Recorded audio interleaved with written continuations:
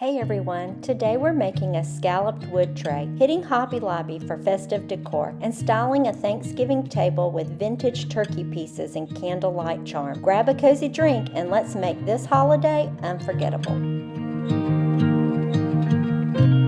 Okay, so I'm on the hunt for a piece of wood that's about 1 inch thick, by about 8 inches wide, and then it'll run the length of my table, not all the way to the end, pretty close. So let's head to the garage and see if we can find a piece of wood. Keep your fingers crossed.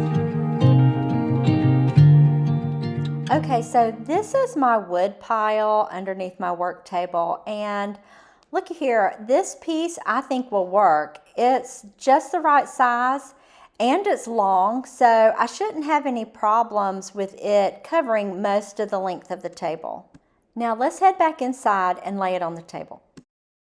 Okay, so we found a piece of wood. Let's try it out on the table and see if it's long enough, because I just really want a nice long tray with a scalloped edge that I can decorate in. So let me move this chair so y'all can see, because you can't see. Okay, so I think this is a good size. I don't think it's too long, but let's check out some chargers on the ends to make sure I have enough room for chargers, because in case I want to use those. Okay, so here's some chargers. These are just Dollar Tree chargers that I chalk painted and distressed. So that works good. I think I could have scaled it down a little bit more. So let's cut a little bit off and see. Remember that workbench we just pulled this wood out from under? Well, I have a saw on top of it, and I simply just sawed a tiny bit off of the end, probably just 1/4 inch. So now my wood is 47 inches long. So let's place it back on the table and see how it works. I really just took like 1/4 inch. I think that's better. I just wanted a tiny bit just to give enough room here, but yet keep it nice and long, because when the table's not set, I just like the idea of having a really long tray. Now let's head back out to the workroom and cut the scalloped edges and start sanding the wood. I used 2 types of sandpaper on this. One was a more coarse sandpaper to get it smooth, and then the second one was a fine sandpaper so that I could get it nice and silky.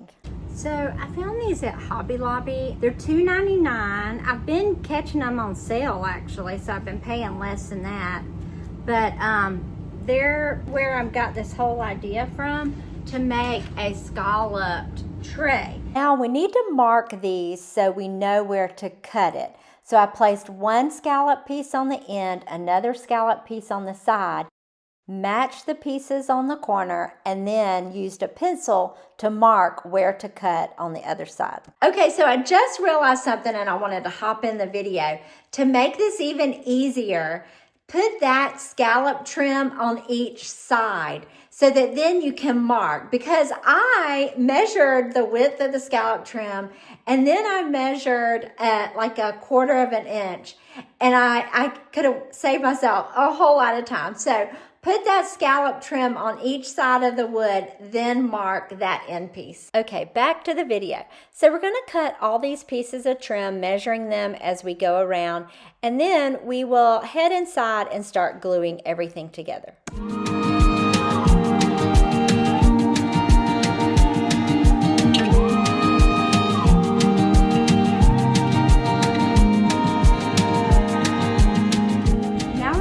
Glue it together with wood glue, and we're going to do that inside because it's hot out here.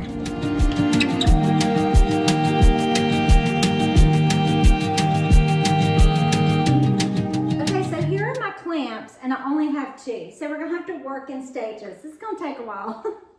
But I had an idea. So this is my wood glue, but I wonder if I could hot glue these on.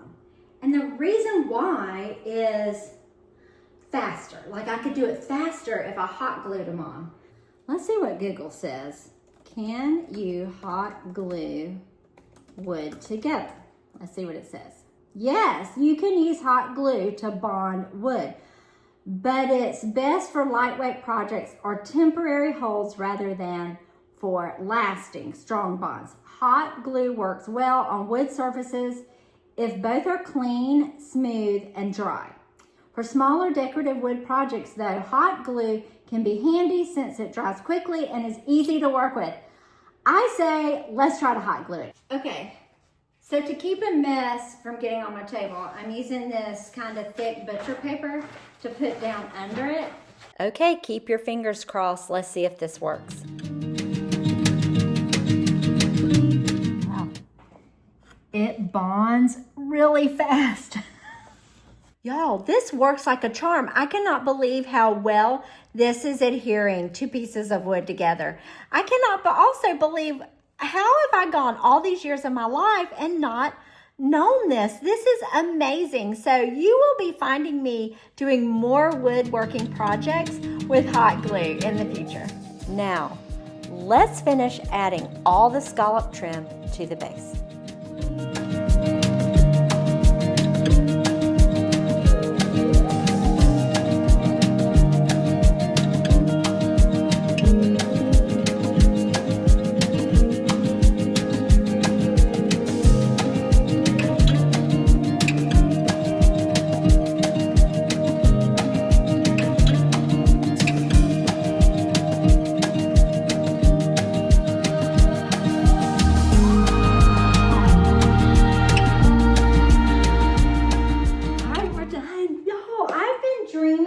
Making this for months, and mainly because I've been buying this trim a little along because they only get like 2 in at a time at Hobby Lobby. So if you are a manager of a Hobby Lobby, I think you should get more of these because people love this stuff and they would definitely be using it for their projects. So I'm gonna let this get good and dry. I'm gonna give it probably an hour and then we are going to paint it. And I'm thinking of painting it blue. Okay, so while that's drying, I thought we would look at a paint color. The blue I'm thinking of. Okay, so I brought Stormy Seas. This is what's on my bench in my living room. The other color I'm looking at is Vintage Duck Egg, and I love this color. I honestly have never used it, and since it's such a pretty color and I've never used it, let's try it on the tray. So I got these blocks to go under it to elevate it. Okay, so before I start painting, I'm gonna run this damp cloth. All this is a paper towel, and just kind of pick up any loose, some grit, like you can see there's a little bit there on it. So I just wanna kind of get that off. Now let's start painting. You know what, this paintbrush was really good for the inside, but for these more details, I'm gonna go get a smaller artist brush. Okay, this is much better. Let's work with this. You know what, this is gonna take a while, so let's turn on some music.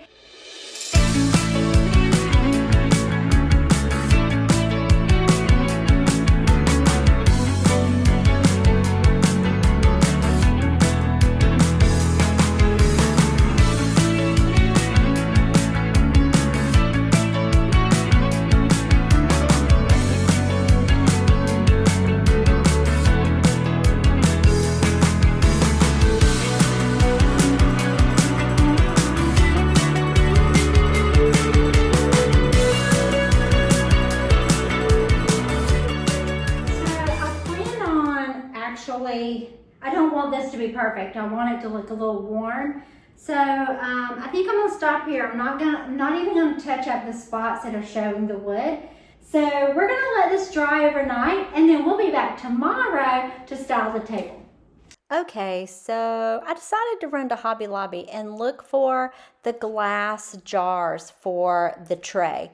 And my whole inspiration for this is coming from this candle that I got from 612 Vermont. I'll tell you more about that later. But I had to find a glass jar that I knew would fit the candle. So that's why we're at Hobby Lobby.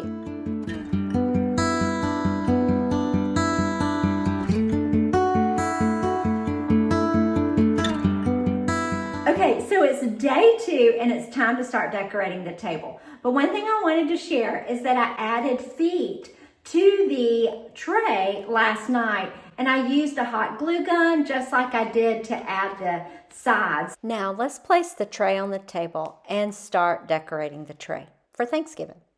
Okay, so before we start putting my idea on this tray, I want to show you this candle company. This is 612 Vermont, and they have some of my favorite tapered candles.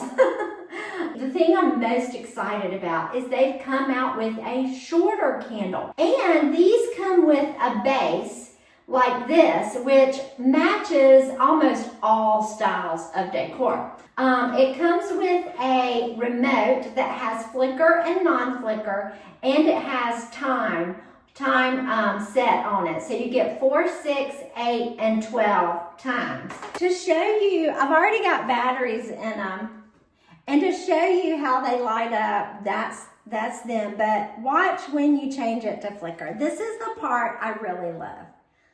I love that flicker effect that it has. It's very soothing, just like a real fire. So let's get busy. I have a great idea on decorating. Last night I ran up to Hobby Lobby because I've seen this done many times. People change these glass jars out with different things for different holidays. And I thought this would be a great staple to have as a part of my decor. So I got 3 of them here. Now, I also have been thrifting and I got a bunch of turkeys. These are all the turkeys I've been collecting at estate sales and thrift stores. And they are just so fun. The more I started thinking about it, I was like, I can use them to put silverware in. We can use to put food in. They're just perfect. Now I'm going to place these turkeys in between the glass jars, and I'm going to place them on an angle. Next, I added the candles to each jar, and then using this pinecone and pumpkin mix from Hobby Lobby, I added it into each jar, filling up the jar until it reached the top of the base of the battery-powered candle. Now it's time to set all the place settings. I started with chargers. These are basic chargers from Dollar Tree that I chalk painted white. Then I headed over to my china cabinet to pull out some special dishes that I'm excited to tell you about. So my niece, who lives in Maine, she thrifted these beautiful plates for me up there during the year. And the middle seems like a winter scene. Like I feel like this could be fall and it could be Christmas. But we are going to add a pretty small plate on top. If you're wondering where I got this small plate, I found it at Target last year or the year before. But I'll see if I can find something similar to all of these pieces, and I'll link them in the description. Now let's finish up setting the table, and then I will give you a tour of it at the end.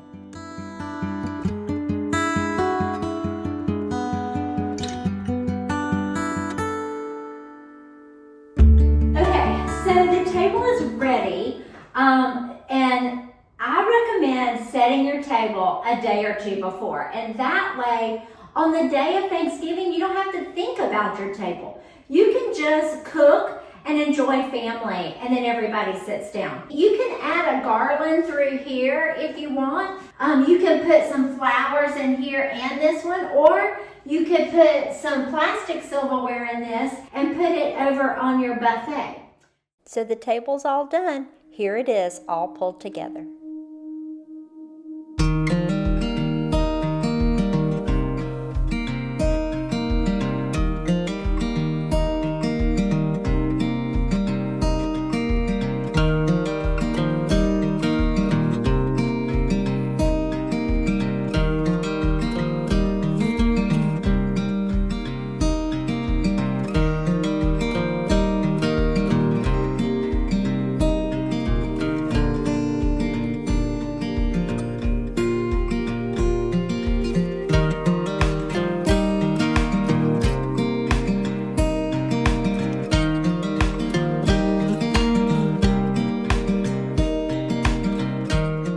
I hope you enjoyed following along, and that it inspired you to create something special for your home. Let me know in the comments if you tried this project or if you have any creative twists to add. Wishing you all a wonderful Thanksgiving with family and friends. Thank you for watching and see you next time. Bye!